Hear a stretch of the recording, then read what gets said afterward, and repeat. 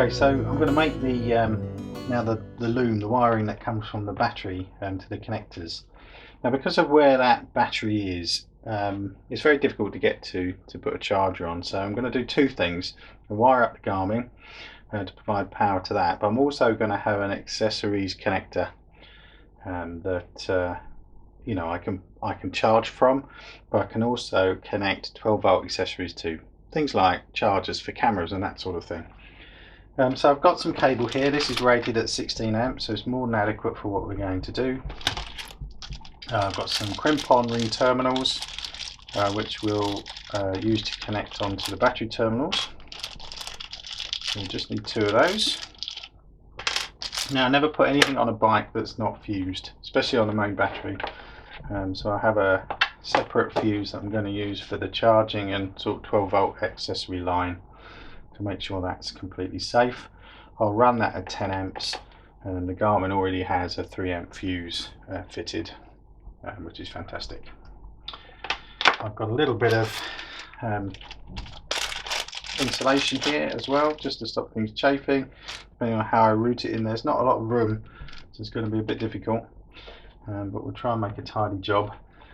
First of all, I'll make up the connectors, the ring connectors. I'll leave them long so that we can get them in position on the bike, and then we'll start thinking about the other connectors then. Okay, so that should be plenty long enough.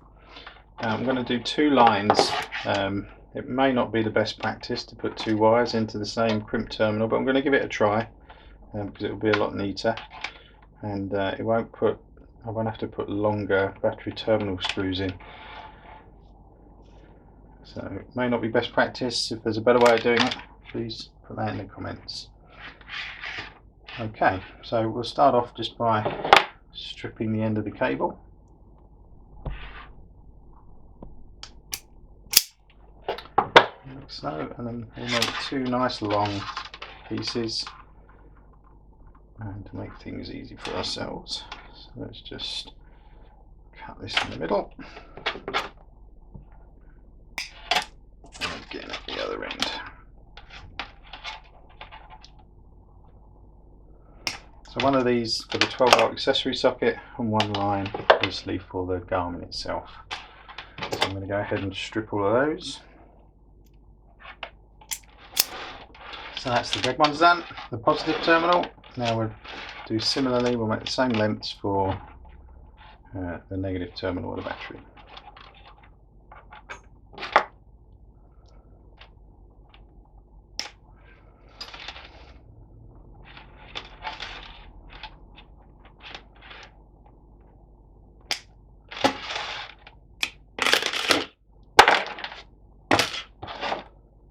Okay, and then similarly we'll strip those at each end.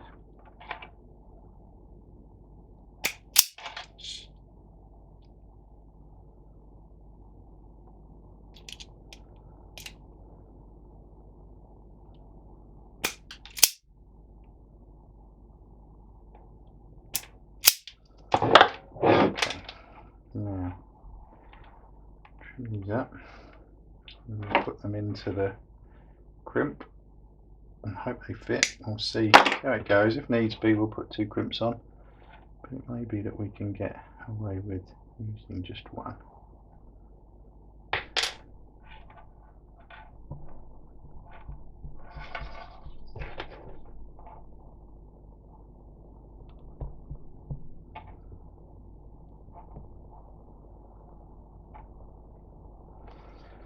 Okay, and you need a nice set of crimping pliers.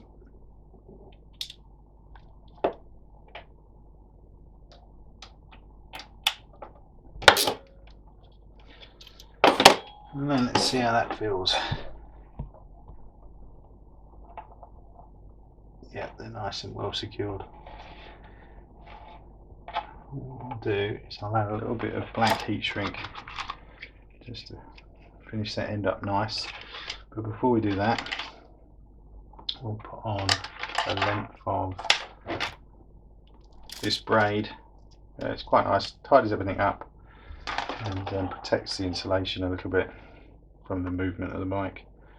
Hopefully get 2 wires down this. We can trim that to size when we need to.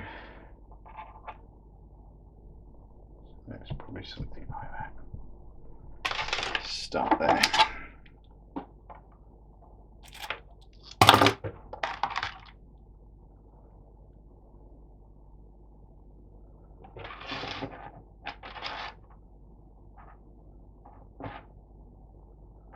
What I'm going to do is cut them ends off because it's going to make it more difficult to thread through that braid, and then we'll restrip them when we need to.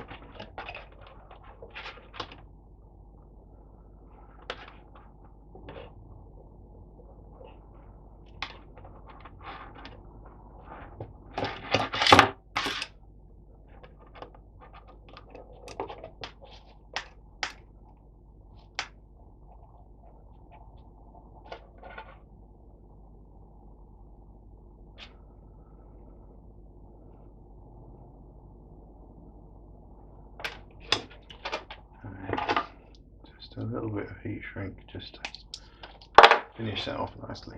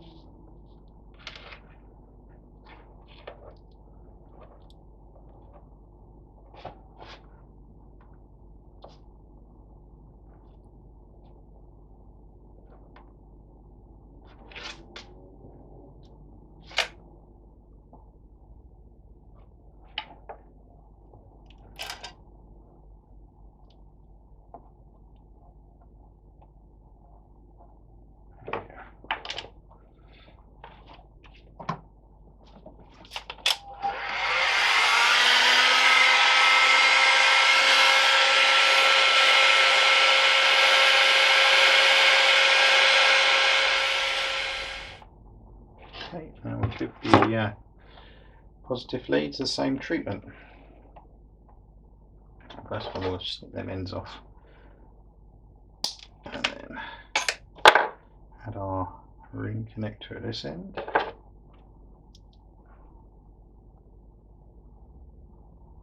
Just trim them up. That's great.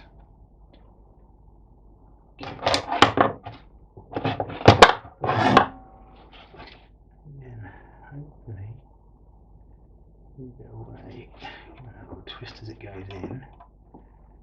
Looks okay. And same thing again.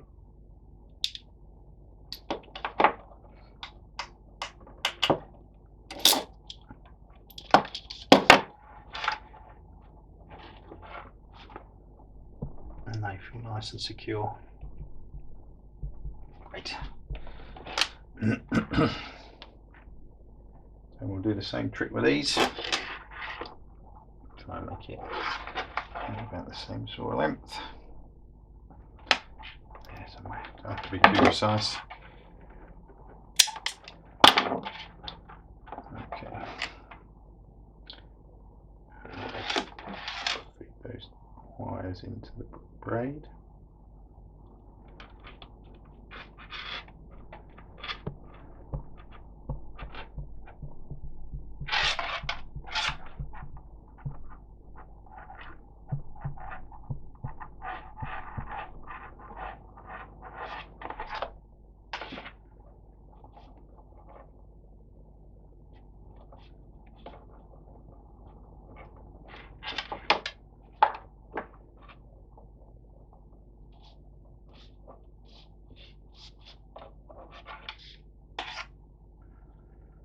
Displaying a bit at the end. You can seal these up.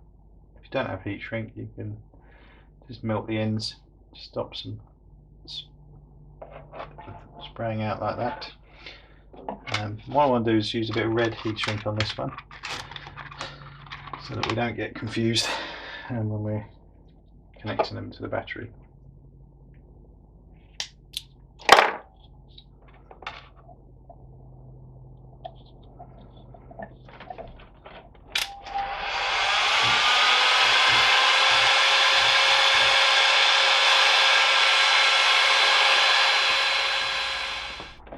So this is just regular dielectric grease. So I use this on a lot of connectors. It's great, keeps the moisture out, especially on adventure type bikes, but all bikes really, especially old ones or anything with aftermarket connectors. They're not as well sealed up as you might think, and they do corrode. And a little bit of this just pushed into the end on those bare copper wires will help enormously. Keeps that moisture out, repels the water, and you only need a tiny bit. That'll give you a long, trouble-free service life. Like that. Perfect. Okay, so I'll connect the negative terminal at the end so we don't have any sparks or excitement, but I can go ahead and put on the positive terminal now. Let me take that bolt out.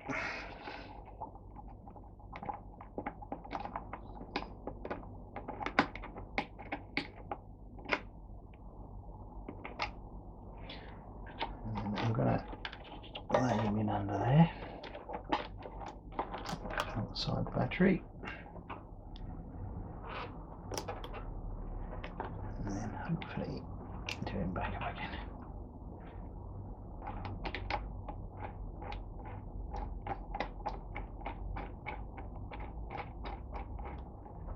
Hopefully.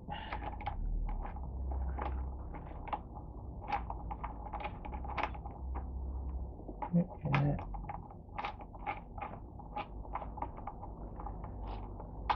Okay. Give that a slight nip. That'll do. And we'll route them through. I think the connectors are going to end up in this space back here. Right, I'm going to route this one the same way.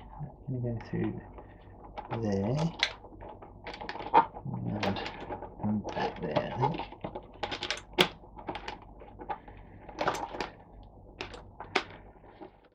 Okay, so now I'm going to put the fuse in.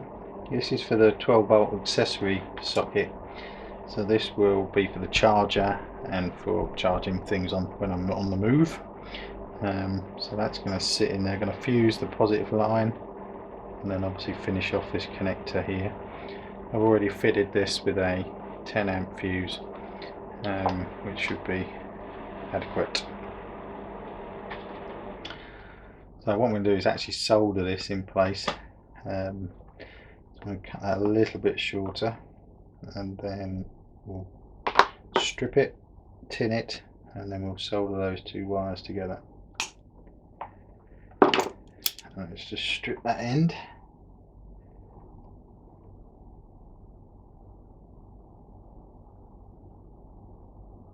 Okay. And then what I'm going to do is solder that, tin this up using just a gas powered soldering iron.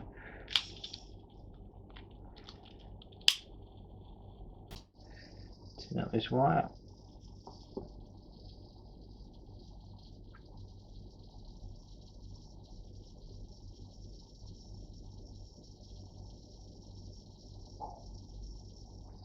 Alright, just cut that to size, a bit short, and then we'll bring in the fuse.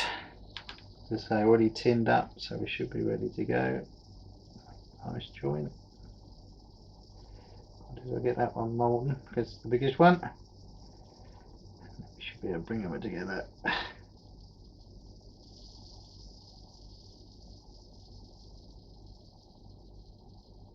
A nice strong joint. I'll just check that. I'll just put them around. It's easy to get a dry joint.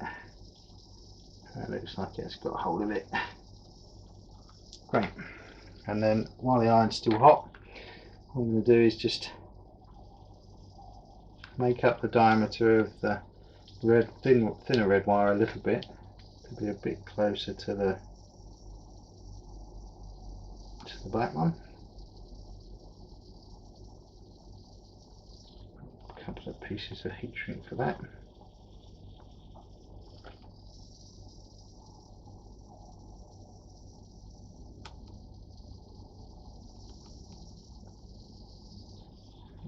Probably will shrink a bit.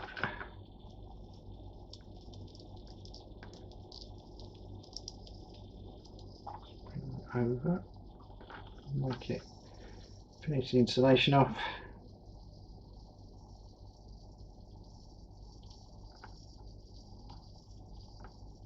Which is a nice strong joint, which won't cause us any trouble. Okay, now I need to just add the crimp terminal for this, which will go into that connector housing. Those here, and you can feed that in there.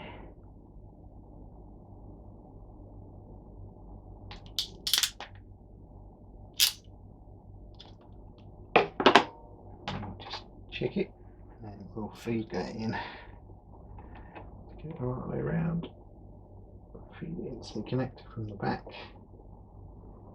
So you hear a nice click, and then that's it, ready to go. Okay, so I've added a little bit of black wire to this very thin wire that comes with the Garmin. It's a bit too thin for the crimp terminals of the connectors that I want to use. So that's ready to go. I'm just going to add the connectors to this side. This is the power side. So we'll add the. Let's just get these ready. Make sure we're not connected. No, we're not. That's good.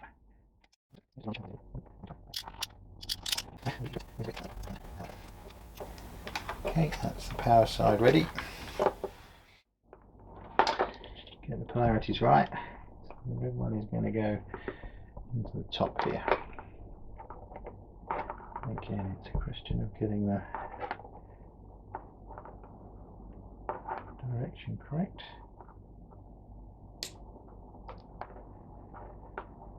And then the back one. It's going to be that way around.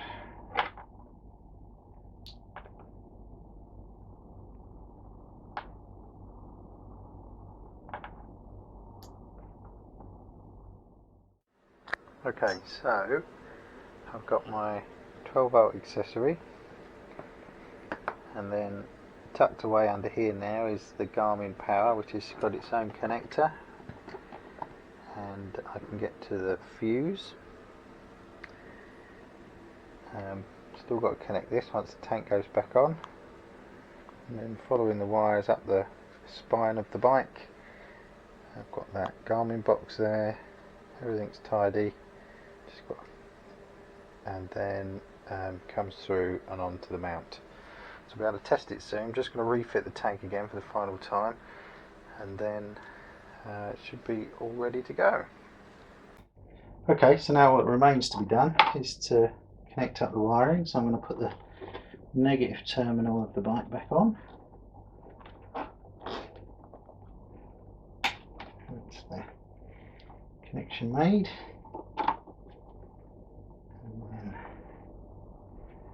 Put our new ring terminal on.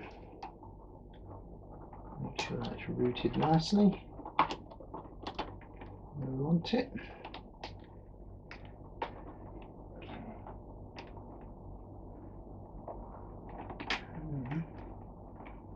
Hopefully, just tighten this up and we are done.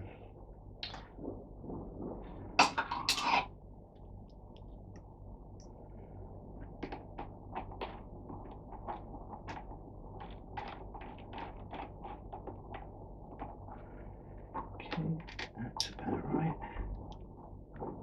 Get that square.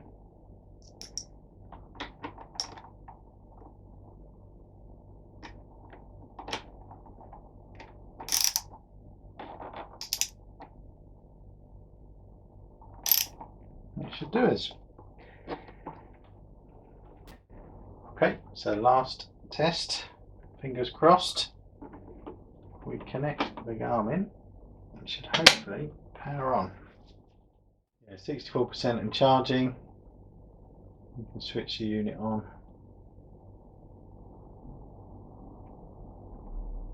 There we go. Excellent.